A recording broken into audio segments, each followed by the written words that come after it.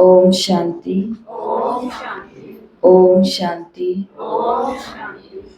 तो आज 15 मई 2026 बाबा ने कहा, मीठे बच्चे, जी बाबा, यह दुनिया कब्रिस्तान होने वाली है, इसलिए इससे दिल निकालो, परिस्तान को याद करो। ये दुनिया कब्रिस्तान होने वाली है, इसलिए इससे दिल नहीं लगाओ, परिस्तान को याद करो। प्रश्न है, तुम गरीब बच्चों जैसा खुश नसीब दुनिया में कोई नहीं, क्यों?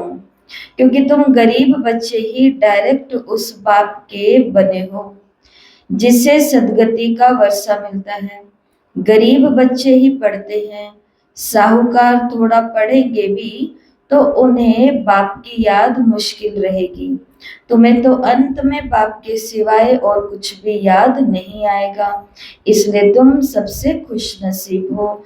जिस प्रकार से देखो, दुनिया में आप सभी को पता है बीमा होता है, इंश्योरेंस होता है। तो उस इंश्योरेंस के अंदर वो इंश्योरेंस कोई मानो 3 महीने का है, कोई 6 महीने का है, कोई 1 साल का है। तो उसके अंदर क्या होता है कि जितने भी समय का वो इंश्योरेंस बीमा कराया है तो उसकी किस्तें भरनी पड़ती है। अगर किस्तें पूरी भरते भरते बीमा पूरा होता है तो सारा का सारा पैसा एक बारी में उनको मिल जाएगा, और अगर किस्तें भरते भरते बीच में ही वो उसका शरीर छूट जाता है तो जो उत्तराधिकारी है उसको सारा का सारा पैसा मिल जाएगा, जितने भी धनराशि है। ज्ञान मार्ग के अंदर बाबा कहते हैं कि यहाँ पर भी क्या होता है, ये भी एक बीमे की तरह ही है। इस इंश्योरेंस में, उस इंश्योरेंस में तो हर मास के अंदर किस्त भरनी पड़ती है।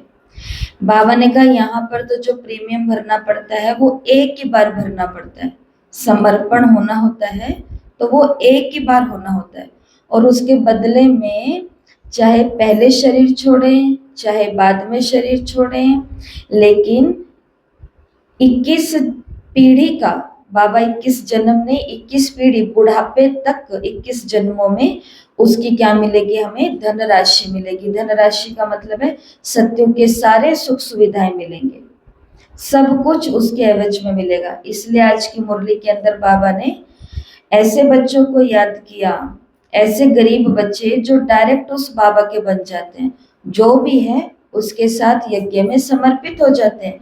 फिर उनको बार बार कुछ करना नहीं पड़ता, क्योंकि उन्होंने एक ही बार में सब कुछ, एक ही बार में ही सब कुछ हो गया, बार बार नहीं है। इसलिए बाबा ने कहा, साहूकार यदि थोड़ा पढ़ेंगे भी तो उन्हें बाप की याद मुश्किल से रहेगी।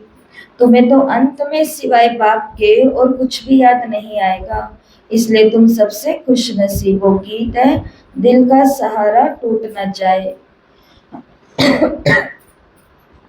ओम शांति। बच्चों प्रति बाप समझा रहे हैं और बच्चे समझ रहे हैं कि बरोबर ये जमाना अब कब्रिस्तान बनने वाला है। पहले ये जमाना परिस्तान था, अब पुराना हो गया है, इसलिए इनको कब्रिस्तान कहते हैं। इनको कब्र दाखिल होना है।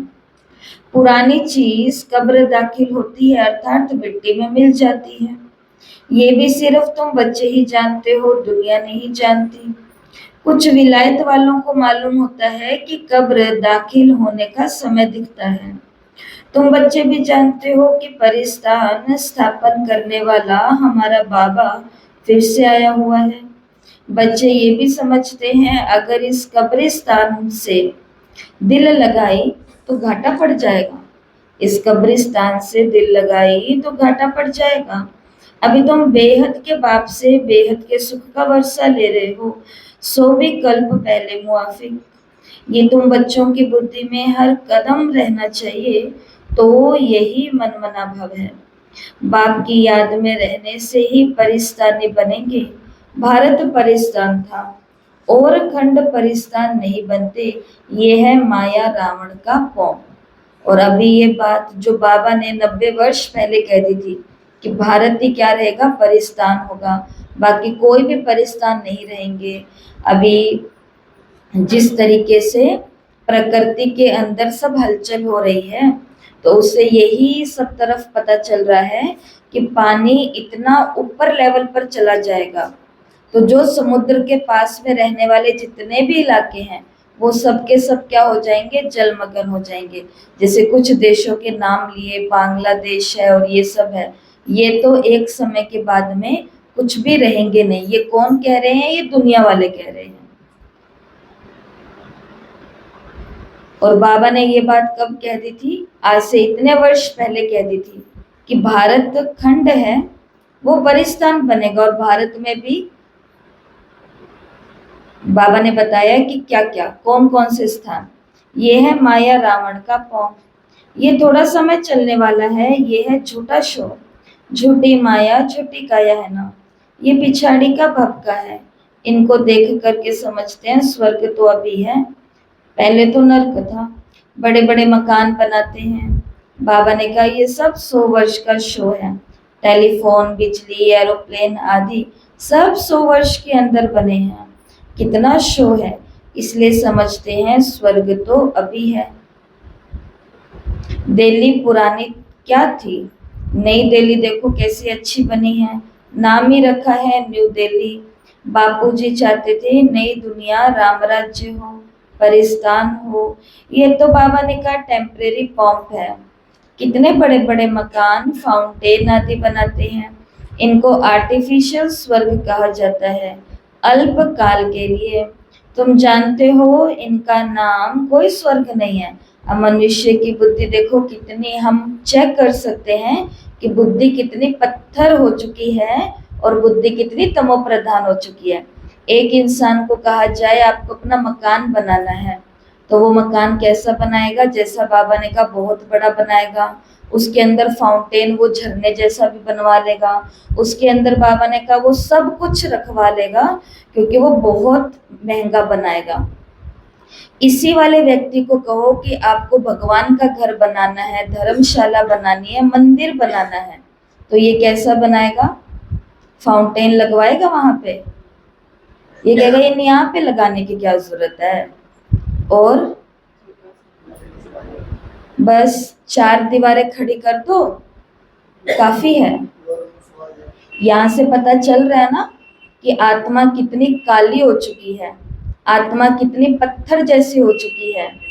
जहां पर विकार रात दिन चलने वाले हैं, वहां पर हम क्या कर रहे हैं? और अच्छा और अच्छा और अच्छा। और जहां पर आत्मा पुण्य की कमाई करती है, चाहे मंदिर में भी जाते हैं, चाहे गुरु घर में भी जाते हैं, चाहे मस्जिद में भी जाते हैं, चाहे गिरजाघर में जाते हैं, या जितने भी आश्रम बने हैं उसके अंदर ब्रह्मा कुमारी वाले भी आ गए। तो ये सभी स्थान पर व्यक्ति जाते हैं किसके लिए? थोड़ी देर शांति लेने के लिए, थोड़ी देर सुख का अनुभव करने के लिए, थोड़ा प्योरिटी को, पुण्य की कमाई करने के लिए। और इन स्थानों के बारे में लोग क्या कहते हैं?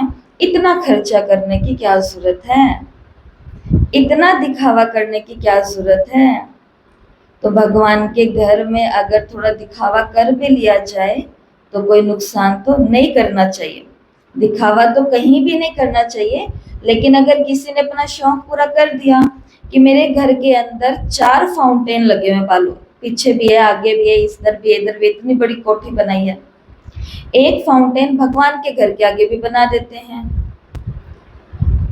तो तमो प्रधान काली बुद्धि वाले जो लोग होते हैं ना, वो खुद तो करेंगे नहीं और दूसरा करेगा तो उसके भी कान में जाकर के क्या कह देंगे? अरे ये करने की क्या बात है, ये करने की कोई जरूरत नहीं है, अरे ये तो वेस्ट है। ऐसे बाबा ने कभी कहा है क्या? इसलिए हमने कहा अभी तक किताबें कहाँ पढ़ी है, पहले किताबें पढ़ तो लो तो पता चलेगा बाबा ने क्या क्या कहा है। बाबा ने कहा, एक बारी बाबा के आगे बच्चे आए मधुबन में, तो कोई की सगाई वगैरह हुई है, तो बाबा ने कहा कि देखो बच्चे, अभी ये कुमार है, ये कुमारी है, ब्राह्मण बीच में आया और इन दोनों की क्या करा दी? सगाई करा दी। तो जो ब्राह्मण जिसने इन दोनों की सगाई कराई उसको दक्षिणा दी या नहीं दी? दी या नहीं दी? आजकल बिना ब्राह्मणों की सगाई होती है तो भी वो बीच वाला दक्षिणा लेता है अपने की नहीं लेता? एक अंगूठी, एक चेन, एक ये पक्का करा लेता है पहले ही, जबकि वो ब्राह्मण नहीं है। लेकिन ब्राह्मण ने भी, बाबा ने कहा, अगर ये कर्तव्य किया है तो भी उसको दक्षिणा मिलती है। यहाँ पर तुम्हें बाबा ने मुरली में नहीं, बाबा मधुबन में मिल रहे हैं किसी से, बाबा ने ब्रह्मा कुमारी बहनों को बोला, केंद्रों पर बैठ करके तुम क्या कर रही हो? तुम भी पतित आत्माओं की सगाई पतित पावन परमात्मा के साथ करा रही हो, तो तुम्हें भी सबको दक्षिणा के बारे में बताना है कि यहाँ पर भी क्या लगेगी। और दक्षिणा की बात आती है तो भाग जाते हैं, कोई आता ही नहीं है कि यहाँ पर तो भाई पैसे की बात कर दी, चलो भाई बैठ ही जाते हैं।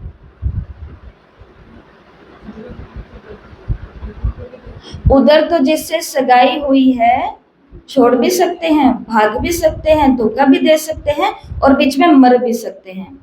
यहाँ तो जिससे सगाई कराई जाती है वो ना छोड़ेगा, ना भागेगा, ना बीच में मरेगा, वो तो कुछ भी नहीं करेगा। आज की मुरली के अंदर आपको ये बात कहानी मैंने क्यों सुनाई? ये इसलिए सुनाई कि विडंबना की ड्रामा अनुसार बात ये है कि ये बातें अगर दुनिया वाले करें तो अच्छा लगता है, लेकिन भगवान की पालना लेने वाले लोग जब ऐसे आर्टिफिशियल स्वर्ग के सुख की इच्छा रखते हैं और रियल सुख के लिए अपने पैर पीछे करते हैं, तो उनको समझाने के लिए बातें बताई जाती है कि यहाँ हम गोरे होने के लिए आए हैं और ज्यादा काला मेकअप करने के लिए नहीं आए। बट क्योंकि आजकल क्या है, काले के ऊपर और काला करने की इच्छा होती है, उसके ऊपर और काला, उसके ऊपर और काला।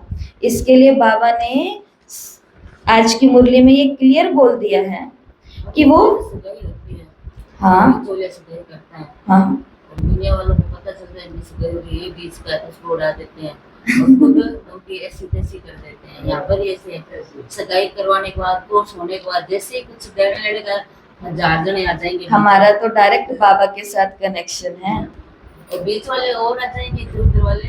तो ये तो सिर्फ कल एक बहन मिले थे तो उनको ये बोला कि ये तो सिर्फ एक राजधानी स्थापन हो रही है, यहाँ पर सिर्फ और सिर्फ राजधानी स्थापन हो रही है, इसलिए जब हम डगमग नहीं हो रहे हो तो आप भी अपने केंद्र पर रहो ना, आप क्यों डगमग हो रहे हो? तो डगमग होने की तो कोई बात ही नहीं है, क्योंकि यहाँ पर आत्मा अपना रूप बता रही है। कल मैं भी संध्या को किसी को कह रही थी, मैंने कहा कि जब भगवान से कुछ लेने की बारी आती है तो हम कहते बाबा का घर है भाई, चलो बाबा के घर, चलो बाबा के घर, छोटे घर जाओ, बड़े घर जाओ, उससे भी बड़े घर जाएंगे। लेकिन जब कुछ देने की बारी आती है तो घर में ही बाबा को भोग लगा लेते हैं, घर में कुछ कुछ कर लेते हैं। तो यहाँ से नुकसान किसी का नहीं हो रहा, यहाँ से भगवान को और भगवान के इन पंडितों को ये पता चल जाता है कि ये आत्मा के अंदर अभी तक ज्ञान तो गया है, पर ज्ञान से जो ज्ञान आना चाहिए था वो अभी तक नहीं आया। जगदीश भाई जी की ये बात मुझे बहुत अच्छी लगी कि ज्ञान आना भी बड़ी बात नहीं है, 7 दिन का कोर्स कर लिया और सबको कराना भी शुरू कर दिया, लेकिन ज्ञान से ज्ञान कितना आया है ये कोई कोई में होता है। तो शिव बाबा ने भी यही बात हमें समझाई कि अभी तो दुनिया में जो बन रहे हैं इन्हें क्या बोलते हैं, आर्टिफिशियल स्वर्ग, अल्पकाल के लिए हैं। तुम जानते हो इनका नाम कोई स्वर्ग नहीं है, इनका नाम तो नर्क है, नर्क का एक शो है, ये अल्पकाल का शो है। अभी गया कि गया महल जो हमने बनाए हैं संसार के अंदर, बाबा ने कहा ये रेत के फाउंडेशन वाले हैं, सीमेंट की नींव नहीं भरी है हमने कौन सी नींव भरी है? रेत की। तो रेत की नींव वाला मकान तो डहेगा ही डहेगा, इसके लिए अल्पकाल का शो है। अब बाप बच्चों को कहते हैं एक तो शांति धाम को याद करो, सब मनुष्य मात्र शांति को ढूंढते रहते हैं, कहाँ से शांति मिलेगी? अब ये सवाल तो सारी दुनिया का है कि दुनिया में शांति कैसे हो। मनुष्य को ये पता नहीं कि अब हम सब वास्तव में शांति धाम के रहने वाले हैं। हम आत्माएं शांति धाम में रहती हैं, फिर यहाँ आते हैं पाठ बजाने के लिए। सो भी तुमको मालूम है, अभी तुम पुरुषार्थ कर रहे हो सुख धाम जाने वाया शांति धाम। हर एक की बुद्धि में है कि हम आत्माएं अभी जाएंगी अपने घर शांति धाम। यहाँ तो शांति की बात हो ही नहीं सकती है, ये है ही दुख धाम।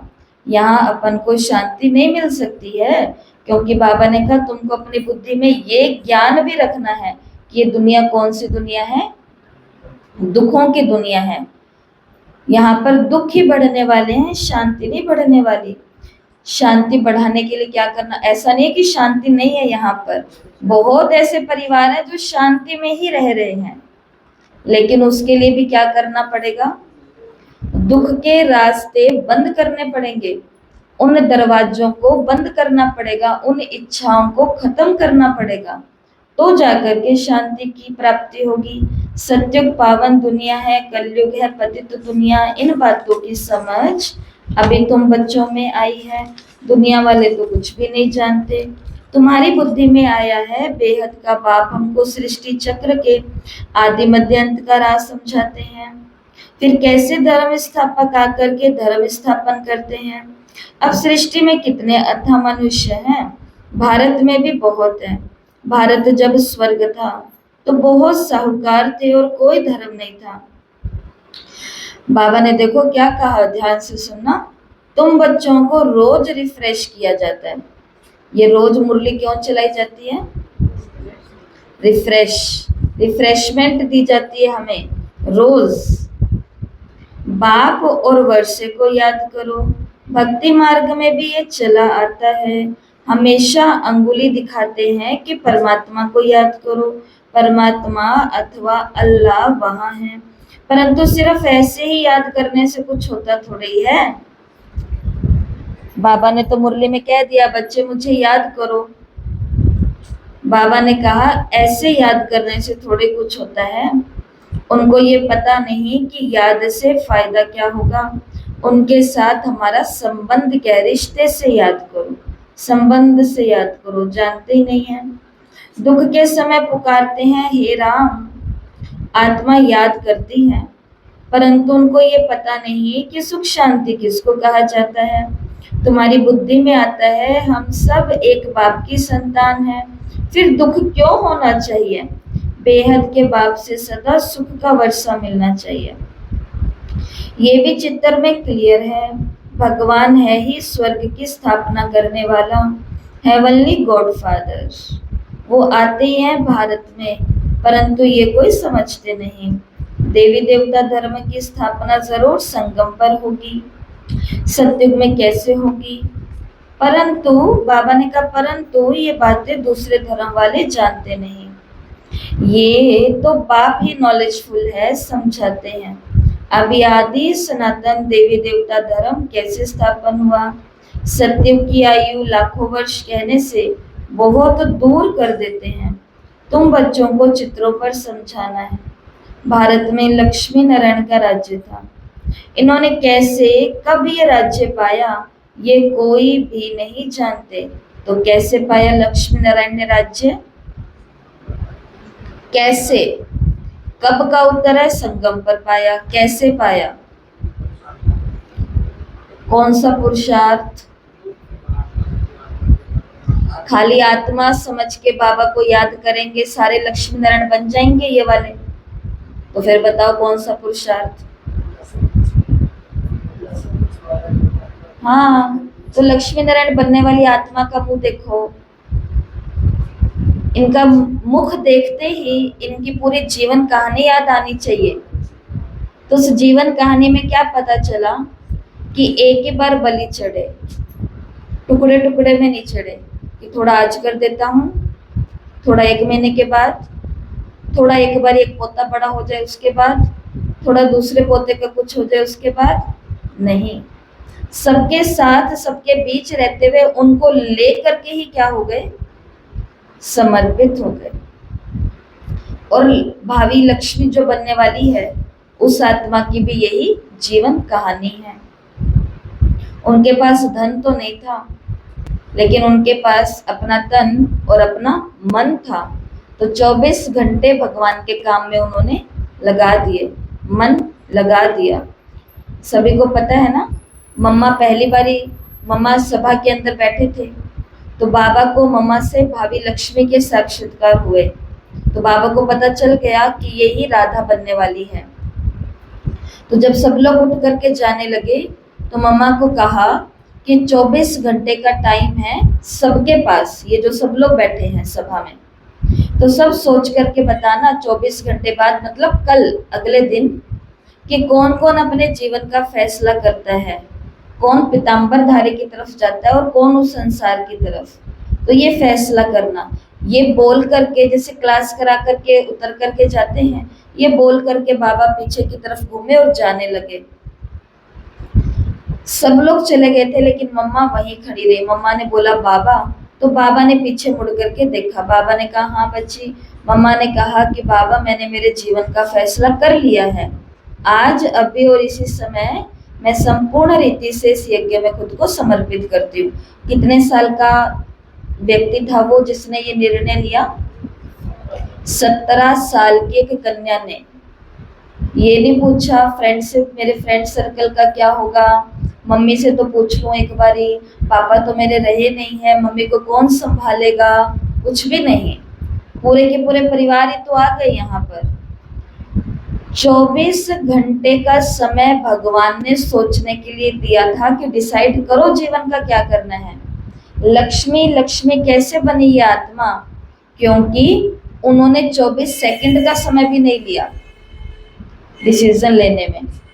तो जो रोज मेडिटेशन करता है, जो रोज योग करता है, उसके अंदर कौन सी शक्ति आती है? 8 शक्तियों में से एक शक्ति परखने की, और उसके साथ दूसरी शक्ति निर्णय। जब उस आत्मा ने 1 सेकंड में परख लिया कि संसार कहाँ और ये कहाँ, और अगले ही सेकंड में निर्णय भी कर लिया, तो फिर मुझे भी कहाँ होना है। और आज इंसान की उम्र 70-80 साल हो जाती है, उसको कहो अब लग जाओ इस यज्ञ में पूरा का पूरा, तो भी बताओ। अब देखो खुद के हाल अगर हम देखें, निर्णय कर पाएंगे? पीछे वालों की चिंता को छोड़ो, वो तो एडजस्ट कर लेंगे हमारे बिना भी, क्योंकि चिट्ठी कटेगी और आत्म पंछी एक दिन तो उड़ जाएगा, काम फिर भी चलेंगे।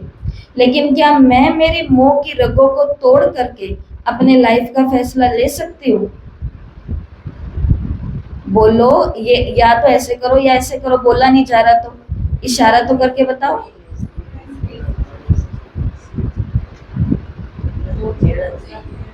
अभी सोच रहे हो, नहीं ले सकते। तो फिर केवल याद करने से लक्ष्मी नारायण का पद नहीं मिलेगा। तो फिर कैसे मिलेगा? तो फिर ऐसे मिलेगा। तो अगर हम ऐसी आत्माओं को अपने सामने देख रहे हैं ना, तो उन आत्माओं को क्या करना चाहिए? शत शत नमन करना चाहिए।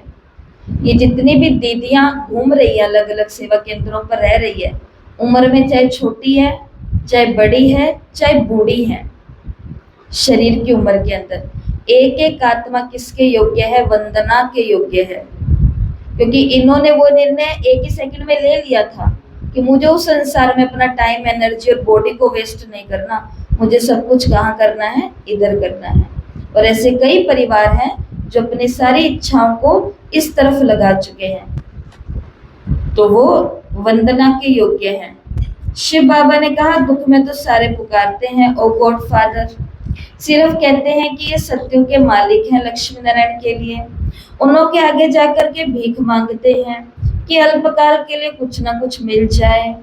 कोई दान पुण्य करते हैं, उनको भी अल्पकाल के लिए फल मिल जाता है। गरीब पंचायत के मुखी को, गरीब पंचायत के मुखी को भी इतनी खुशी रहती है जितनी साहूकार मुखी को रहती है।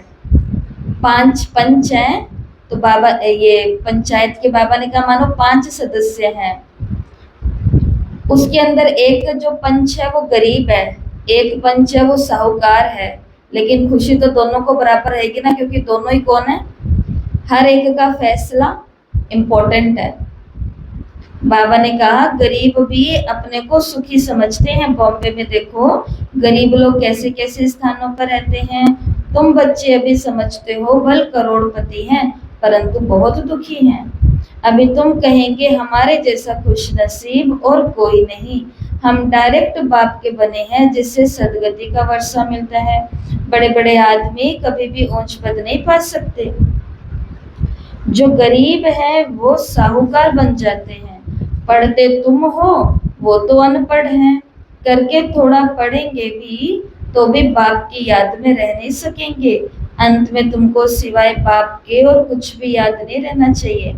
अंतिम घड़ी हमारी आए तो बाबा के सिवाय हमको कुछ भी याद नहीं आना चाहिए।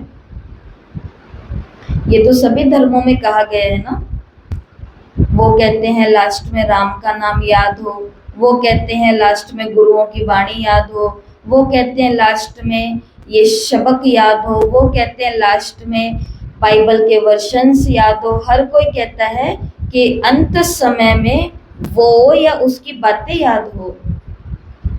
तो भी इंसान को क्या याद रहता है लास्ट में? क्या याद रहता है? याद नहीं है वो कहानी। एक भाई मरने के ऊपर है, सुनाई थी ना थोड़े दिन पहले ही, आपको सुनाई थी। तो 3 बेटे सामने खड़े हैं, बाप की सांस अटकी हुई है, निकल ही नहीं रही, और वो इशारा कर रहा है ऐसे ऐसे ऐसे। तो वो कह रहे लगता है कि पिताजी कोई खजाना बता रहे हैं, कहीं कोई खजाना दबाया हुआ है। तो डॉक्टर को बुलाया और उसका कि भाई तू कितने भी फीस ले लेना, लेकिन बस 1 मिनट के लिए इनकी जो मुख है उससे वाणी निकले, तो ऐसी तो सांस यहाँ तक लेकर के आओ। तो उसने कहा कि ये पॉसिबल तो नहीं है, लेकिन चलो ये इंजेक्शन लगा के देखते हैं। इंजेक्शन लगाया बड़ी मुश्किल से, तो फिर बाद में वो बोला, और बोला तो क्या बोला कि मूर्खों मेरे पास में मत खड़े रहो, उधर देखो वो बछड़ी शायद सारा झाड़ू खा गई, और ये बोलते ही मर गए। आज के इंसान की क्या हालत है? सारा दिन यही तो कर रहे हैं, और क्या कर रहे हैं। तो लास्ट में बाबा याद रहेगा, राम याद रहेगा, गुरु याद रहेंगे, वो अल्लाह याद रहेगा, कि फिर झाड़ू याद रहेगा? क्या याद रहेगा? तो फिर पुरुषार्थ क्या करना है?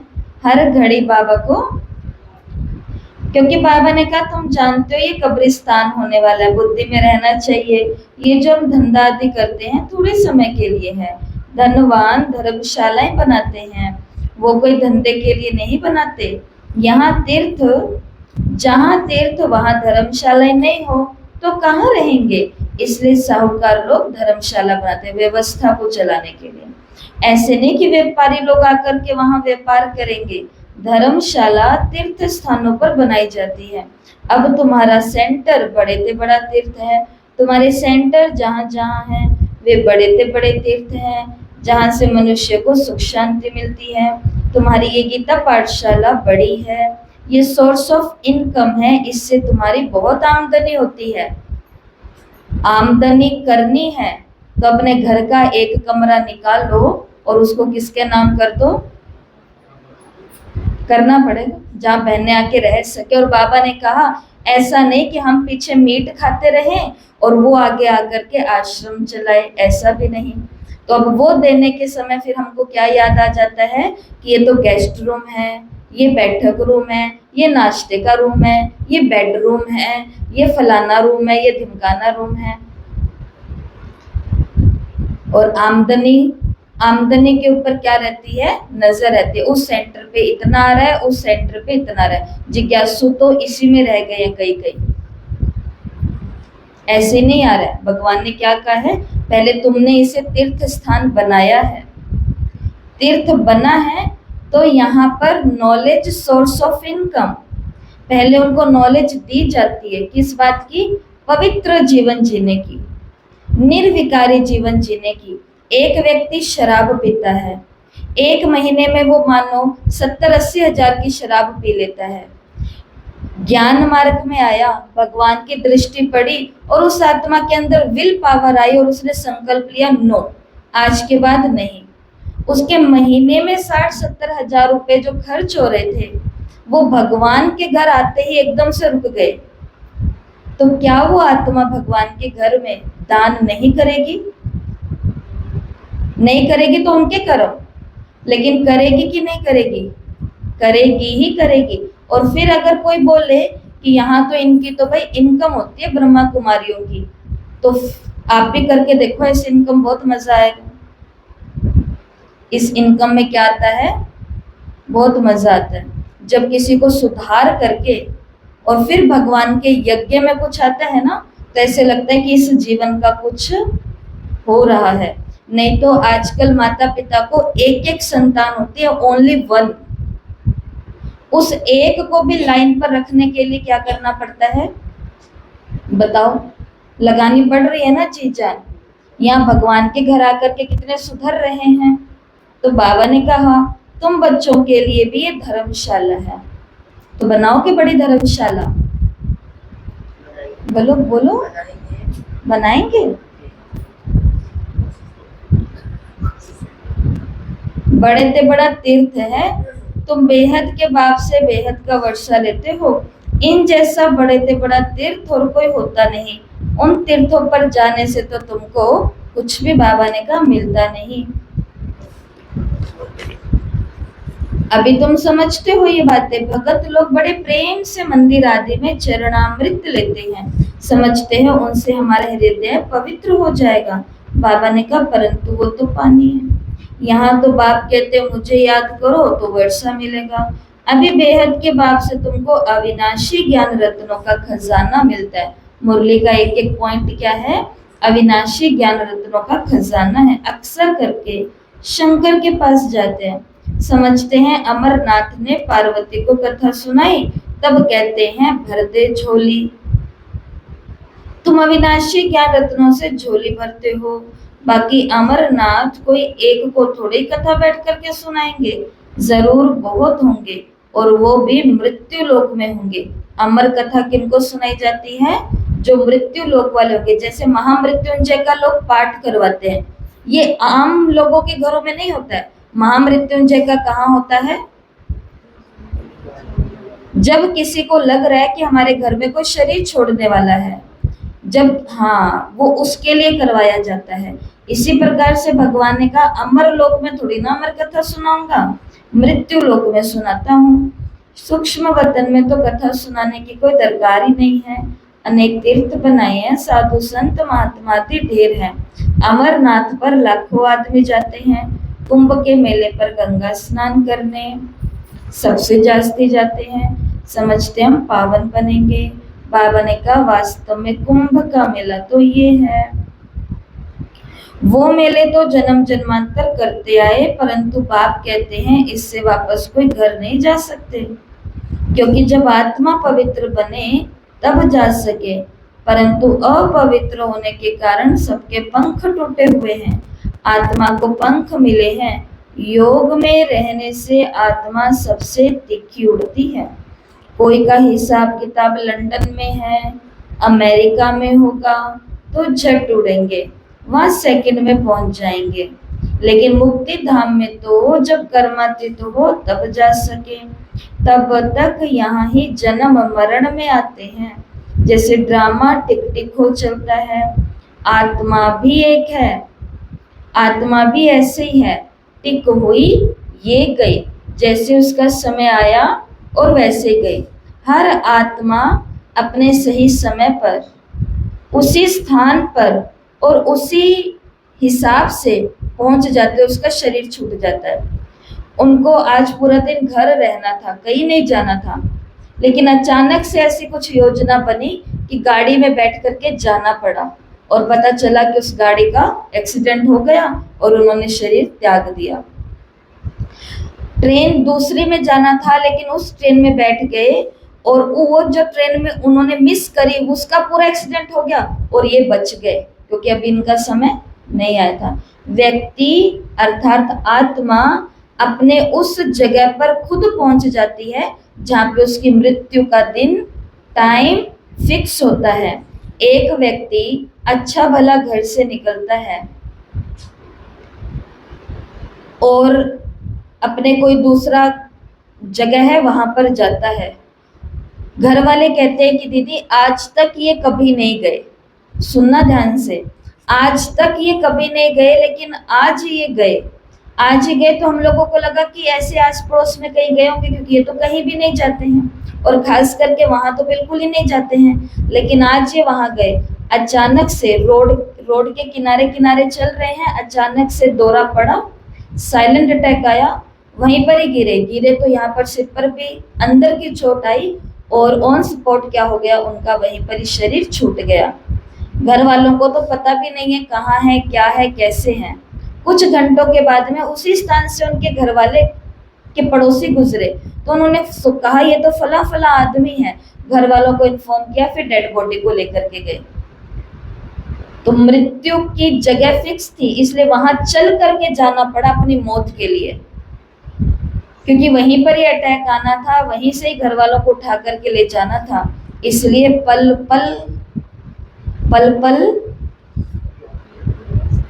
पल पल ऐसा ही है। हम जहाँ जा रहे हैं हमें पता नहीं है, हम वहाँ मजे लेने के लिए जा रहे हैं, खाने पीने के लिए जा रहे हैं, थिएटर में देखने के लिए जा रहे हैं, या हम अपनी मृत्यु के बुलावे पर जा रहे हैं, काल हमें बुला रहा है वहां जा रहे हैं। इसके लिए भगवान के बच्चों को क्या सिखाया गया है, कहीं भी जाओ तो अकेले मत जाओ, बाबा को साथ लेके जाओ तो थोड़े अच्छे काम करके ही जाएंगे, अगर जाना भी है, मृत्यु होगी भी तो। शिव बाबा ने कहा आत्मा भी ऐसे ही है, टिक हुई और ये निकली, इस जैसी तीखी और कोई चीज नहीं है। ढेर की ढेर सब आत्माएं मूल वतन में जाने वाली है।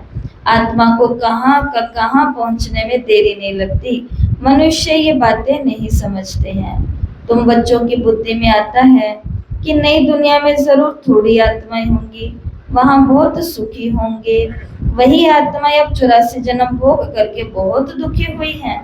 तुमको सारे चक्र का मालूम पड़ा है, तुम्हारी बुद्धि चलती है और कोई मनुष्य मात्र की बुद्धि नहीं चलती। प्रजापिता ब्रह्मा भी गाया हुआ है, कल्प पहले भी तुम ऐसे ही ब्रह्मा कुमार ब्रह्मा कुमारी बने थे। तुम जानते हो हम प्रजापिता ब्रह्मा के बच्चे हैं, हमारे द्वारा बाबा स्वर्ग की स्थापना करा रहे हैं। जब नंबरवार पुरुषार्थ अनुसार लायक बन जाएंगे तो फिर पुरानी दुनिया का विनाश हो जाएगा। त्रिमूर्ति भी यहाँ ही गाया हुआ है, त्रिमूर्ति का चित्र भी रखते हैं, उनमें शिव को दिखाते नहीं। कहा जाता है ब्रह्मा द्वारा स्थापना, बाबा ने कहा कौन कराते हैं, शिव बाबा। विष्णु द्वारा पालना। तुम ब्राह्मण अभी लायक बन रहे हो देवता बनने के लिए, अभी तुम वो पाठ बजा रहे हो, कल्प बाद फिर बजाएंगे, तुम पवित्र बनते हो। कहते हो बाबा का फरमान है काम रूपी शत्रु को जीतो, माँ में कम याद करो। बहुत सहज है। भक्ति मार्ग में तुम बच्चों ने बहुत दुख देखे हैं, करके थोड़ा सुख है तो भी अल्पकाल के लिए। भक्ति में साक्षात्कार होता सो भी अल्पकाल के लिए, तुम्हारी आशा पूरी होती है, ये साक्षात्कार होता है, वो भी मैं कराता हूँ। तो साक्षात्कार का जो पाठ है ड्रामानुसार बाबा ने कहा वो नोदा भक्ति में देवी देवताओं के साक्षात्कार होते हैं, वो भी मैं कराता हूँ। ड्रामा में नोद है, जो पास्ट हुआ second by second drama shoot किया हुआ है। ऐसे नहीं कहते कि अब शूट हुआ, नहीं, ये तो अनादि बना बनाया ड्रामा है। जितने भी एक्टर्स हैं सबका पाठ अविनाशी है, मोक्ष को कोई भी पाते नहीं। सन्यासी लोग कहते हैं हम लीन हो जाते हैं, बाप समझाते हैं तुम तो अविनाशी आत्मा हो, आत्मा बिंदी है, इतनी छोटी सी बिंदी में 84 जन्मों का पाठ नुधा हुआ है। ये चक्र चलता ही रहता है। जो पहले पहले पाठ बजाने आते हैं वही 84 जन्म लेते हैं, सब तो ले न सके। तुम्हारे सिवाय कोई की बुद्धि में ये नॉलेज नहीं है। ज्ञान का सागर एक ही बाप है। तुम जानते हो हम बाप से वर्षा ले रहे हैं, वो हमको पतित से पावन बनाते हैं, सुख और शांति का वर्षा देते हैं। सतयुग में दुख का नामो निशान नहीं होता। बाप कहते हैं अभी तो थोड़ा अटेंशन के साथ बैठना, भगवान वरदान दे रहे हैं। सतयुग में दुख का नामो निशान नहीं होता। बाप कहते हैं आयुष्मान भव, धनवान भव। निवृत्ति मार्ग वाले ऐसी आशीर्वाद नहीं दे सकते। तुम बच्चों को बाप से वर्षा मिल रहा है। सतयुग त्रेता है सुख धाम, फिर दुख कैसे होता है ये भी कोई नहीं जानते। देवताएं वाम मार्ग में कैसे जाते हैं वो भी निशानियां हैं। बाबा ने कहा जगन्नाथपुरी में देवताओं के चित्र, ताज आदि पहने हुए दिखाते हैं और फिर गंदे चित्र भी बनाए हैं, इसलिए उनकी मूर्तियां भी काली रखी हैं। जिससे सिद्ध होता है कि देवताएं वाम मार्ग में जाते हैं तो अंत में बिल्कुल ही काले बन पड़ते हैं। अभी तुम जानते हो भारत कितना सुंदर था, फिर तमो प्रधान बनना ही है ड्रामा प्लान अनुसार। तमो प्रधान बनना ही है, इसमें कोई ये नहीं कह सकता कि हे भगवान ये दुनिया इतनी बुरी क्यों बन रही है। तो झरने को नीचे आना ही है, नदी को नीचे आना ही है, तो इसके अंदर ये प्रश्न नहीं उठता।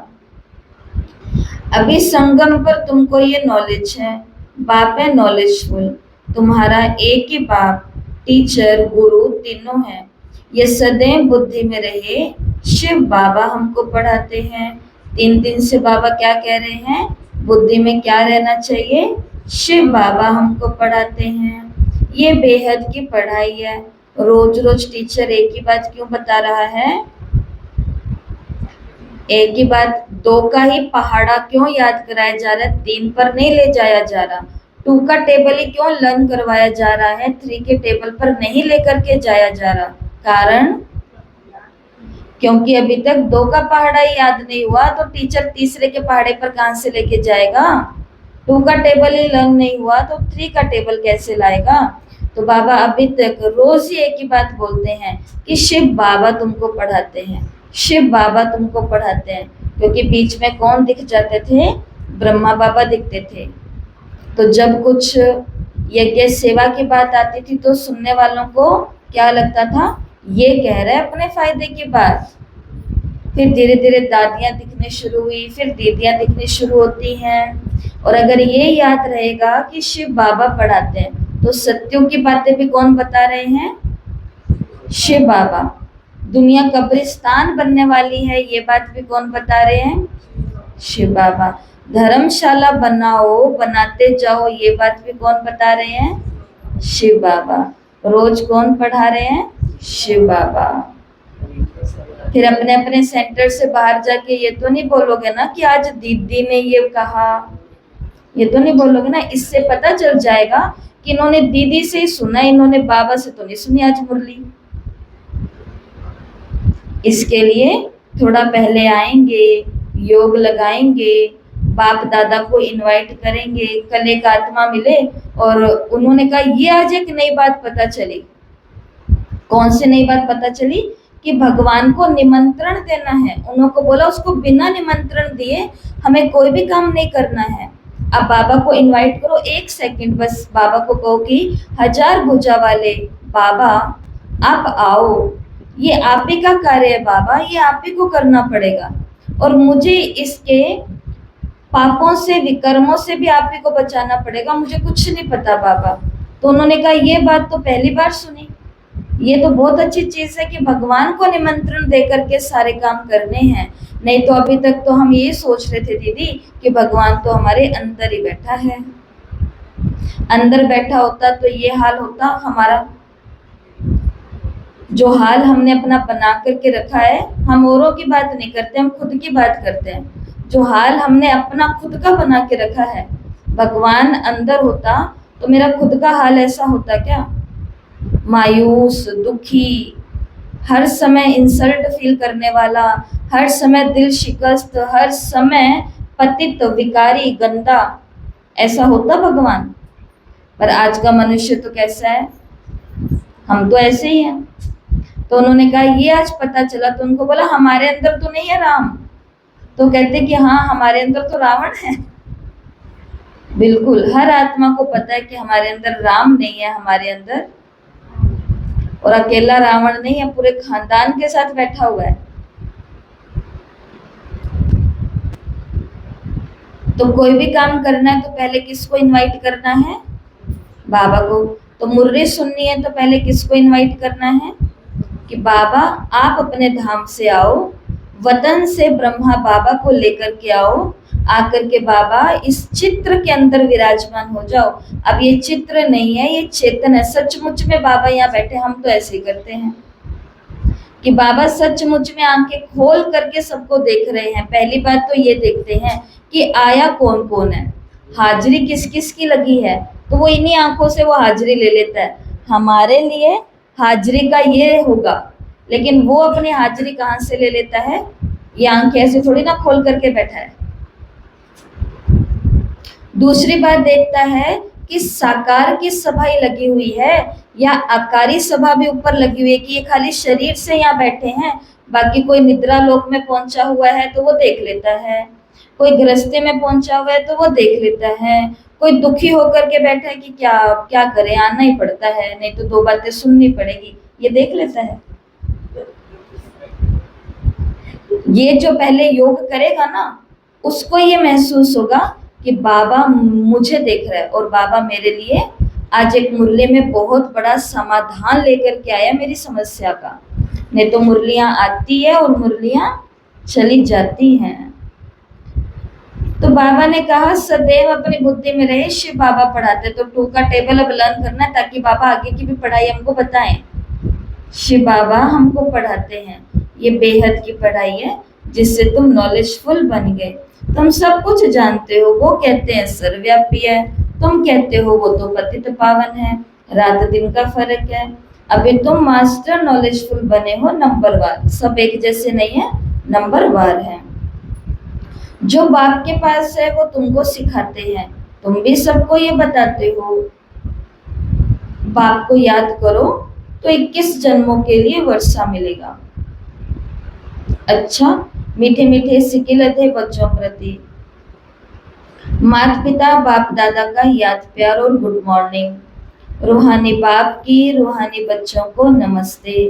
हम रूहानी बच्चों की रूहानी माता पिता बाप दादा को याद प्यार नमस्ते, गुड मॉर्निंग, ओम शांति, शुक्रिया बाबा, शुक्रिया, वाह बाबा वाह। तो सभी को मालूम है ना, हर दिन की मुरली में बाबा रूहानी बच्चे कह करके हमें क्यों याद प्यार देते हैं? हाथ ऊपर करो जिनको मालूम है। कल ये व्यक्त मुरली में पढ़ के गए हो, बताओ।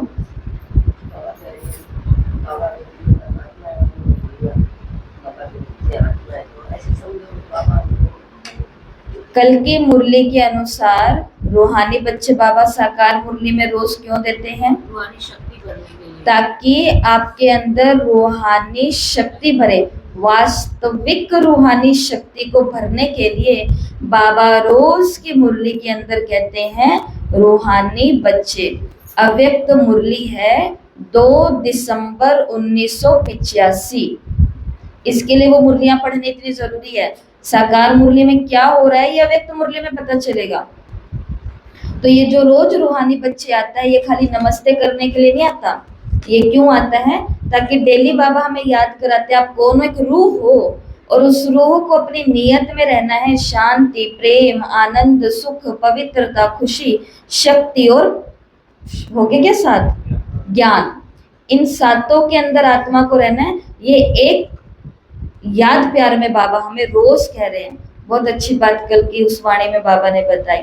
तो आज की इस मुरली से धारणा के मुख्य सार है। पहला, स्वयं रिफ्रेश रहकर औरों को रिफ्रेश करने के लिए बाप और वर्षे की याद में रहना है और सबको याद दिलाना है। अब अपने इस धरती पर क्यों है बच्चे खुचे हुए? बच्चे कुछ जो हम रह रहे हैं इधर थोड़ा बहुत, वो किस लिए हैं? इस दुनिया का सुख भोगने के लिए अब हम नहीं हैं। अब हम किस लिए हैं? अब हम हैं रिफ्रेश होकर, मतलब ज्ञान योग से रिफ्रेश होकर औरों को रिफ्रेश करने के लिए, औरों को भी बाप की याद और आने वाली दुनिया सत्य की याद दिलाने के लिए। सभी को याद है ना? दूसरा, इस पुरानी दुनिया से, इस कब्रिस्तान से दिल नहीं लगानी है। शांति धाम, सुख धाम को याद करना है। स्वयं को देवता बनने के लायक बनाना है। बहुत बड़ा प्रोजेक्ट है। स्वयं को क्या बनाना है? देवता बनाने लायक बनाना है। लायक, ये हमारे घर की सारी भागदौड़ संभालने वाली आत्मा बनने लायक है। एक कंपनी का लीडर है, वो दूसरे को लीडर बनाता है तो मन मर्जी से बना देता है, क्या उसके अंदर कोई महिमा भी गुण भी देखता है? कुछ गुण कुछ विशेषताएं देखेगा ना, तो सारा का सारा हैंड ओवर कर देता है उनको कि आज से मैं तो संन्यास ले रहा हूँ और सारी कंपनी आपको संभालनी है। इसी प्रकार से घर की जो चाबियां होती है, घर के अंदर 4 बहुएं हैं मानो, लेकिन जो सासू माँ होगी वो चारों में से परखेगी तो सही ना। हो सकती है जो तीसरे नंबर वाली बहू है उसकी बुद्धि ज्यादा समझदारी वाली है, तो सारी हैंड ओवर कहाँ होगी कि चलो बहू रानी मैं तो संन्यास के लिए जा रही हूँ, अब ये सारा किसको हैंड ओवर कर रही हूँ, आपको कर रही हूँ। संसार में भी यही होता है और भगवान के कार्य में भी। विश्व की भागदौड़ भगवान को विश्व महाराजा महारानी के हाथ में देनी है। भगवान तो निर्वाण में बैठ जाएगा वानप्रस्थी सन्यासी होकर के। संसार कौन चलाएगा? विश्व महाराजा श्री नारायण, विश्व महारानी श्री लक्ष्मी, इनको पूरा संसार चलाना है। तो ऐसे ही किसी के हाथ में भगवान चाबी दे देगा जो इसके लायक होगा। नहीं तो चाबी रख करके भूल गए तो, चाबी संभालनी नहीं आई तो, चाबी घुमा दी तो, और चाबी से खेलने लग गए तो, इसके लिए स्वयं को देवता बनाने लायक बनाना है, सारे गुण धारण करने हैं। और आज प्यारे बाबा ने हम सभी आत्माओं को वरदान दिया, ईश्वरीय अथॉरिटी द्वारा संकल्प व बुद्धि को ऑर्डर प्रमाण चलाने वाले, ईश्वरीय अथॉरिटी द्वारा संकल्प व बुद्धि को ऑर्डर प्रमाण चलाने वाले मास्टर सर्वशक्तिवान भव। जैसे स्थूल हाथ पांव को बिल्कुल सहज रीति जहाँ चाहो वहां चलाते हो, कर्म में लगाते हो, वैसे संकल्प और बुद्धि को जहाँ लगाने चाहो वहां लगा सको। इसे कहते हैं ईश्वरीय अथॉरिटी। जैसे वाणी में आना सहज है, वाणी से परे जाना भी इतना ही सहज हो, मौन धारण करना भी इतना ही सहज हो। इसी अभ्यास से साक्षात्कार मूर्त बनेंगे। तो अब इस अभ्यास को सहज और निरंतर बनाओ, तब कहेंगे मास्टर सर्वशक्तिमान। तो मास्टर सर्वशक्तिमान कौन सी आत्मा बनेगी? जो ईश्वरीय अथॉरिटी के आधार पर अपने मन और बुद्धि को जहां चाहे वहां लगा सकती है। स्लोगन, स्वस्थिति शक्तिशाली हो तो परिस्थिति उसके आगे कुछ भी नहीं है। स्वस्थिति शक्तिशाली हो तो परिस्थिति उसके आगे कुछ भी नहीं है। इसलिए कल की उसी अव्यक्त मुरली के अंदर बाबा ने क्या बोला कि जब अपनी समृद्धि अच्छी नहीं होती तो एक पत्थर भी पहाड़ के जैसा लगता है, और जब अपनी स्थिति अच्छी होती है तो पहाड़ जैसी बातें भी कैसी हो जाती है? एक राई के दाने की जैसी हो जाती है। तो मैटर परिस्थिति का नहीं है। कल की मुरली का जो स्लोगन था वो कितना अच्छा था कि स्वस्थिति से परिस्थितियों में ही तुम्हें संपूर्ण बनना है। याद है ना सभी को? उस स्लोगन का क्या मतलब था? कोई ये ना सोचे कि एक बारी मेरी ये परिस्थिति खत्म हो जाए उसके बाद मैं अच्छा पुरुषार्थ करूंगी, एक बारी बस ये खत्म हो जाए उसके बाद डेली मैं योग का या होमवर्क का या चिंतन का अभ्यास करूंगी। परिस्थिति के बीच में ही क्या करना है? संपूर्ण बनने का पुरुषार्थ करना है। परिस्थिति के बीच में, परिस्थितियों के बीच में खाना खाना होता है आजकल सब कुछ। अभी थोड़े दिन पहले हम भोजन पर बैठे थे तो मैंने कहा कि आज मैं आराम से खाना खाऊंगी एकदम रिलैक्स होकर के। फिर उसी घड़ी कोई आ गए तो मैंने कहा कि चलो फटाफट खा लेती हूँ बाबा के हाथ में। तो ऐसा ही है। पर देखो कितने भी हम बिजी होते हैं, कितना भी भागा दौड़ी होती है, कितने भी हमको घरेलू और सेवाओं के काम होते हैं, लेकिन आप अपन रोटी खाना नहीं छोड़ते ना।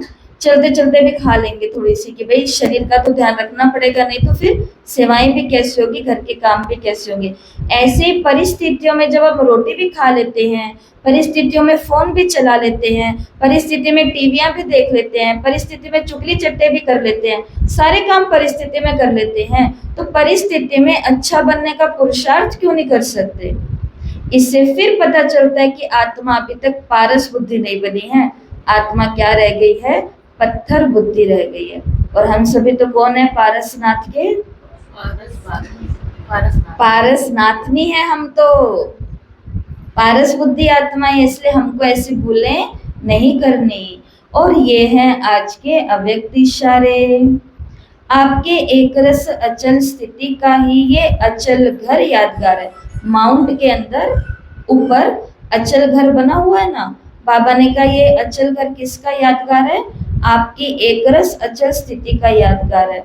जैसे बाप दादा एक रस रहते हैं, ऐसे बच्चों को भी एक रस रहना है। जब एक के ही रस में रहेंगे तो एक रस अवस्था में रहेंगे। क्यों? शब्द की निशानी क्वेश्चन मार्क सभी से टेढ़ा होता है। जब क्यों क्या शब्द निकल जाएगा तो ड्रामा की भावी पर एक रस स्थैर्यम रह सकेंगे। तो जो बाबा के बच्चे होते हैं देखो, वो हमेशा एक रस अवस्था में रहते हैं, इसलिए आप उनके पास में सुबह जाओ, दोपहर को जाओ, शाम को जाओ, रात्रि में जाओ, वो एक ही जैसी बातें करते रहते हैं। पुरुषार्थ करो, योग करो, मुरली में आओ, ये सेवा करो, वो करो, ये करो। क्यों इनकी बातें नहीं बदल रही है? क्योंकि इनका संसार एक ही बन चुका है, उसके इर्द गिर्द ये घूम रहे हैं। दूसरा इनको कुछ बोलना ही नहीं आता, दूसरी बात इनको सोचनी नहीं आती, तो आपको कहेंगे कैसे? इसलिए कई लोग बोलते हैं ब्रह्मा कुमारियों की तो एक ही बात है। दुनिया में यही तो सबसे बड़ा सुख है कि एक ही बात है। दुनिया क्यों दुखी है? क्योंकि आज एक ही बातें तो नहीं है। घर के अंदर कोई कमिटमेंट कर रहा है कि आप ये काम कर लो, अगला सारा काम मैं करूंगी, वो अपनी एक बात पे रहते हैं। बताओ, इतनी सी बात में भी दो बातें हो जाती है, पर यहाँ पर तो एक बात है ना। तो तभी बाबा ने कहा क्या रहोगे? जब एक से सारे रस लेंगे तो इसको कहेंगे एक रस अवस्था, और फिर स्थैर्य में रहेंगे। ये आज के प्यारे बाबा की वाणी है, और इस वाणी का आज का स्वमान सभी ले लेंगे। मैं मास्टर सर्वशक्तिवान आत्मा हूँ। ये अभ्यास तो रोज ही करना चाहिए वैसे। मैं मास्टर सर्वशक्तिवान आत्मा हूँ, कम से कम 21 बार लिखना, और लिखते हुए ये जरूर याद रखना कि मैं मास्टर सर्वशक्तिवान हूँ। ये क्यों लिख रही हूँ? क्योंकि मैं अपने मन अर्थात संकल्पों पे और बुद्धि पर कंट्रोल रखती हूँ। जहाँ लगाना चाहे वहाँ इनको लगाती हूँ। अच्छा, ओम शांति।